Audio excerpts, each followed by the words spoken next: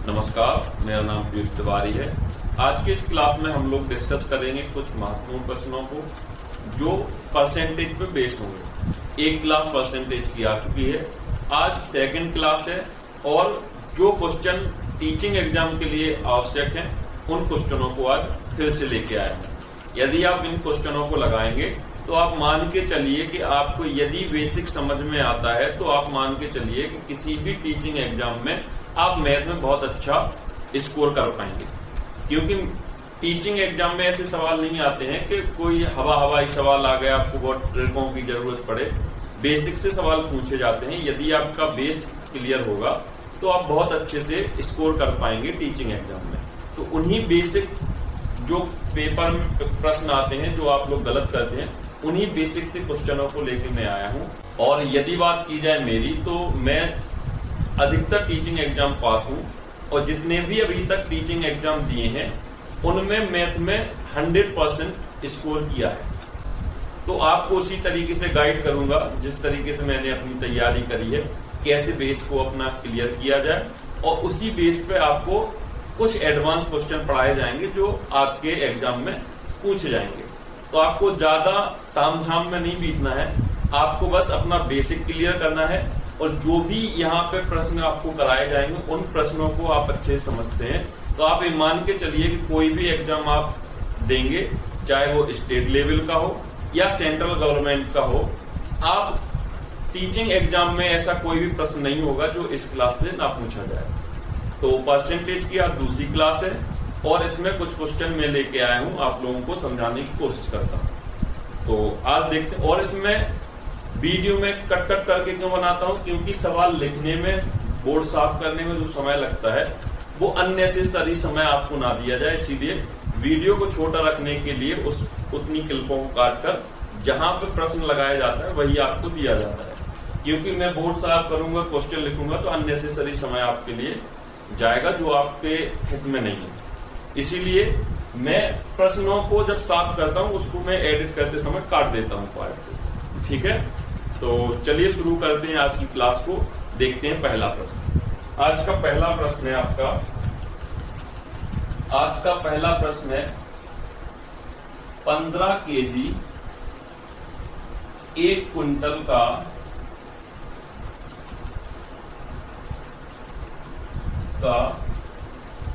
कितने प्रतिशत है? कितने प्रतिशत है? आज आपसे पूछ लिया गया कि बताइए 15 किलो 1 क्विंटल का कितने प्रतिशत होगा। तो आपसे पूछा गया है कौन सा 15 केजी कितने परसेंट होगा। तो हमने अभी सीखा था कि जिसका परसेंटेज निकालना होता है उसमें मल्टीप्लाई करते हैं 100 का।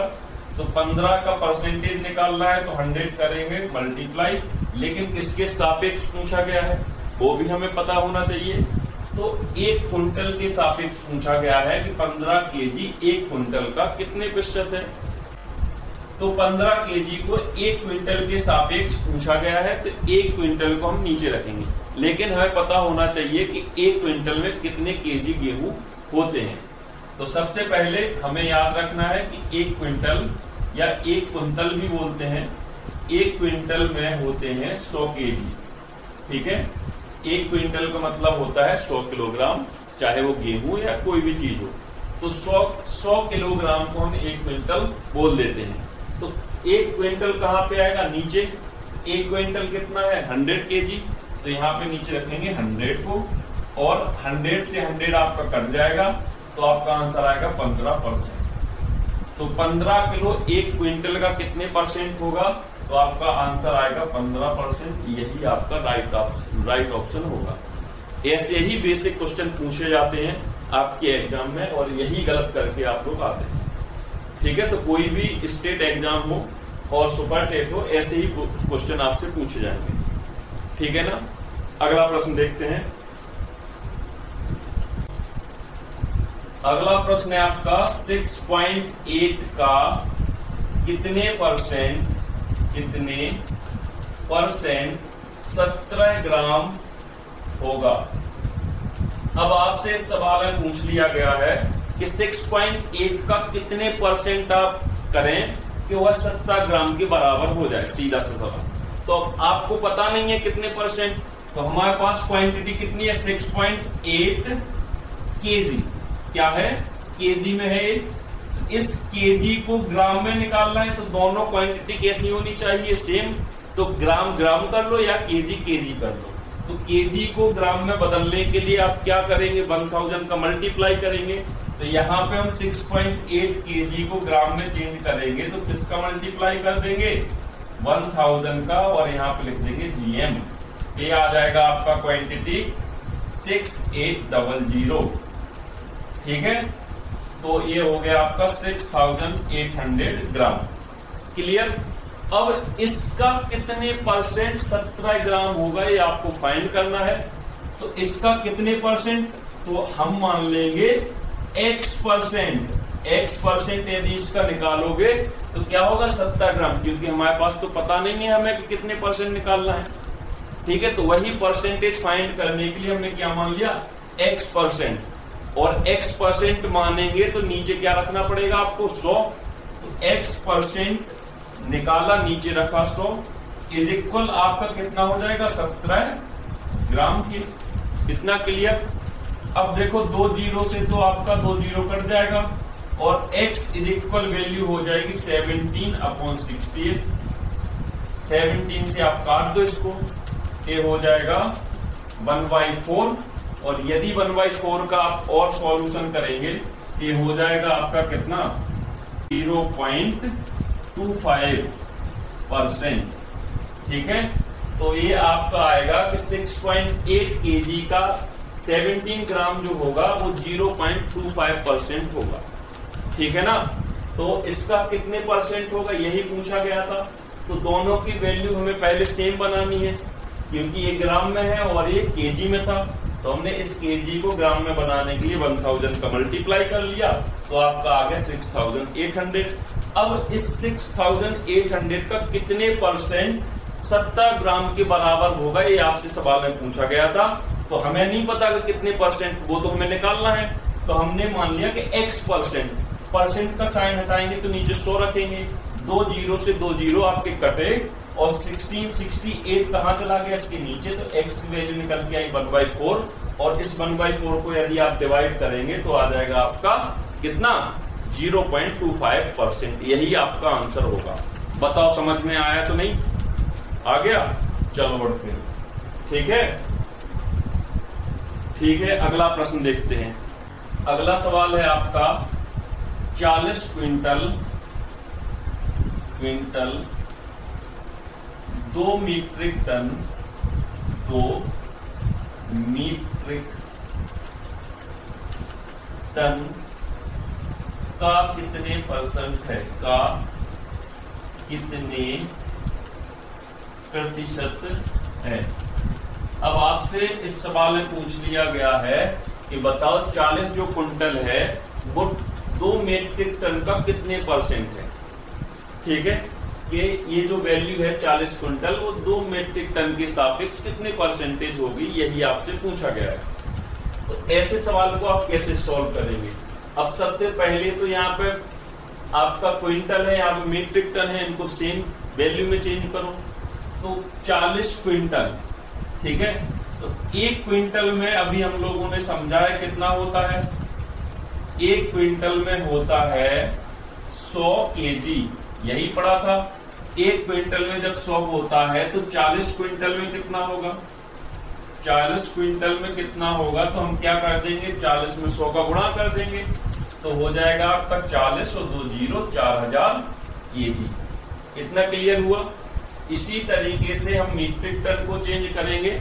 1 मीट्रिक टन में जो होता है 1 मीट्रिक टन इज इक्वल होता है 1000 केजी। ठीक है, अब 1 मीट्रिक टन 1000 केजी के बराबर होता है, तो 2 मीट्रिक टन 2000 केजी के बराबर हो जाएगा। तो 2 मीट्रिक टन इज इक्वल हो जाएगा आपका 2000 केजी। इतना क्लियर हुआ हो तो अब सवाल में कुछ नहीं है, क्लियर हुआ।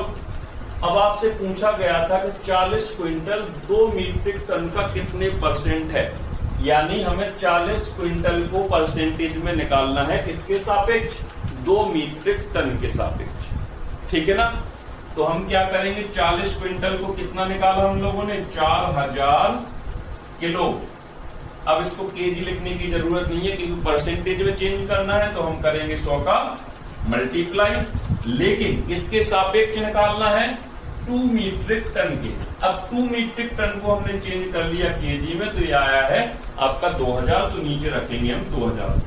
इतना क्लियर हुआ हो तो बताओ भाई, हो गया कि नहीं। 3 जीरो से 3 जीरो काट दो, 2 से काट दो इसको 2 बार, तो आपका आ जाएगा 200%।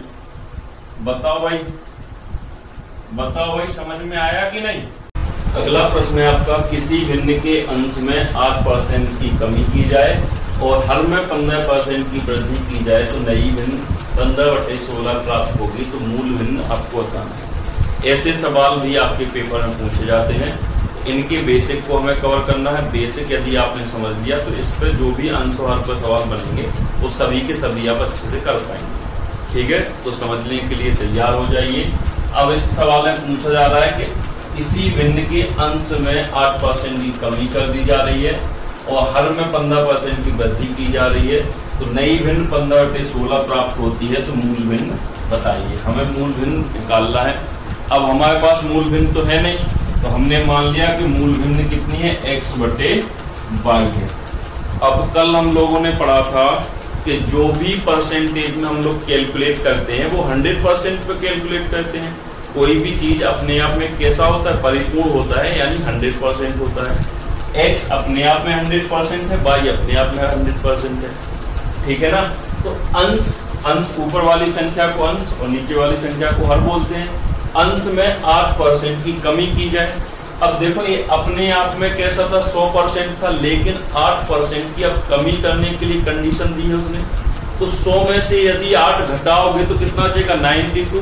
तो यहाँ पे मल्टीप्लाई करना पड़ेगा 92 का, क्योंकि 8% की कमी की गई, तो 8% की कमी की गई, तो यहाँ पे हो जाएगा इंटू 92। क्लियर। और हर में 15% की वृद्धि की जाए, तो नीचे संख्या आपकी 100% है, y जो है अपने आप में 100% होगा, और 15% की वृद्धि की जाए तो ये हो जाएगा 100 में से 15 जोड़ोगे 115, और नीचे मल्टीप्लाई करना पड़ेगा 115। कितना क्लियर हुआ हो तो बताओ, कितना क्लियर हो गया होगा, क्योंकि ऊपर 100 में से 8 घटा के जो कमी होगी उसको घटा के मल्टीप्लाई करना है, और जो वृद्धि होती है उसे 100 में जोड़ के मल्टीप्लाई करना है। कितना क्लियर। अब देखो मूल संख्या थी, मूल भिन्न जो थी अपने पास x/y मूल संख्या मानी थी, लेकिन अब यहाँ पे 92 और 115 आ गया, तो एक नई भिन्न बन गई कि नहीं है, बोलो भाई, नई भिन्न बनी कि नहीं। क्योंकि मूल भिन्न तो हमने मानी थी x/y, लेकिन जो कंडीशन सवाल में दी गई है इनको अप्लाई करने के बाद 92 और 115 आया कि नहीं, एक नया रेशियो प्राप्त हो गया। तो ये नई जो भिन्न है उसने बोला है कि नई भिन्न 15/16 होगी, तो यानी जो नई भिन्न है उसको बराबर हमें रखना है 15/16 के, अकॉर्डिंग टू क्वेश्चन। तो इसको हम रखेंगे बराबर करके किसके, 15/16 के। क्लियर हुआ कि नहीं। अब आपसे सवाल है, पूछा जा रहा है कि मूल भिन्न क्या है, तो मूल भिन्न हमने मानी थी x/y, बाकी की जो संख्या है इनको हमें दूसरी साइड ले जाना है। तो x/y को अपनी जगह रख के बाकी इन दोनों संख्याओं को हटाना है, तो इसका क्रॉस मल्टीप्लाई नीचे हो जाएगा और इसका क्रॉस मल्टीप्लाई ऊपर हो जाएगा। x/y इज इक्वल आपको प्राप्त हो जाएगा 15 × 115 अपॉन नीचे हो जाएगा 16 × 92। अब देखो आपस में कोई संख्याएं कटेंगी, ये कट जाएगा 23 से 4 बार और 23 से 5 बार, ठीक है। बाकी कोई संख्याएं कटेंगी आपस में नहीं, तो आपका आंसर हो जाएगा x/y इज इक्वल हो जाएगा 15 5 जा 75 और 16 4 जा 64, ठीक है। तो यही आपकी मूल भिन्न होगी, यही आपका आंसर होगा इस प्रश्न का। बताओ समझ में आया कि नहीं, बोलो। सवाल में कुछ नहीं था, मूल भिन्न हमें माननी थी x/y मान ली।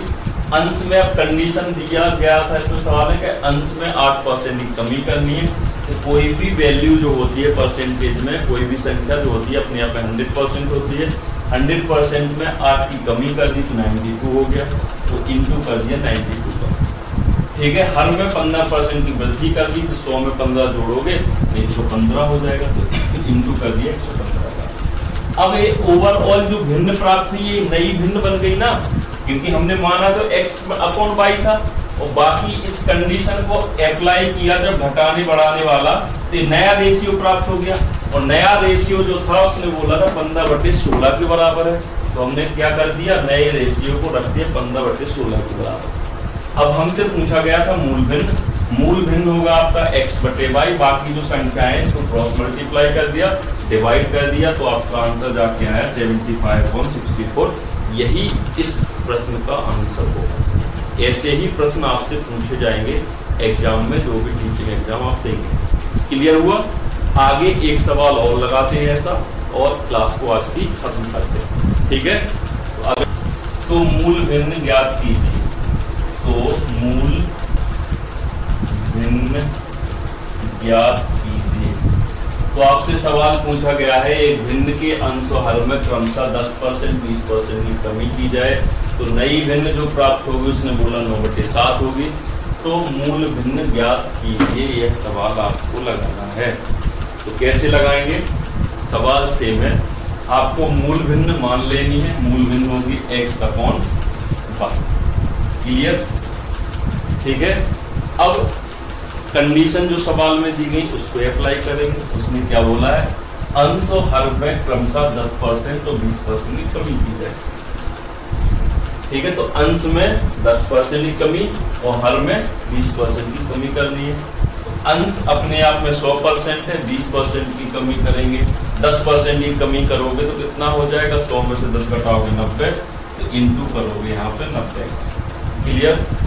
अब y अपने आप में 100% है, उसमें से क्या करना है, 20 माइनस करना है, तो कितना हो जाएगा 80, तो मल्टीप्लाई करोगे 80। अब ये क्योंकि मूल भिन्न तो थी x/y, 90/80 आ गया, तो ये नया रेशियो प्राप्त हो गया। और नई जो भिन्न थी उसने बोला था 9/7 के बराबर होगी, तो इसको रखना है मैं 9/7 के बराबर। इतना क्लियर हुआ हो तो बताओ। क्लियर हुआ? आगे बढ़ते हैं, क्योंकि आपसे मूल भिन्न पूछी गई, तो मूल भिन्न है x/y। 80 और 90 को आपको क्या करना है, क्रॉस मल्टीप्लाई कर देना। तो x/y इज इक्वल प्राप्त हो जाएगा आपको 90 × 80 अपॉन हो जाएगा 70 × 90। 0 से 0 कट गया, बाकी कुछ कटेगा क्या, 9 से 9 कट जाएगा, तो आ जाएगा आपका आंसर 8/7। अब तो कुछ कटेगा नहीं, तो यही आपका रेशियो हो जाएगा, यानी मूल भिन्न आपकी हो जाएगी 8/7। इतना ही सवाल में था जो आपको लगाना था। क्लियर हुआ हो तो बताओ।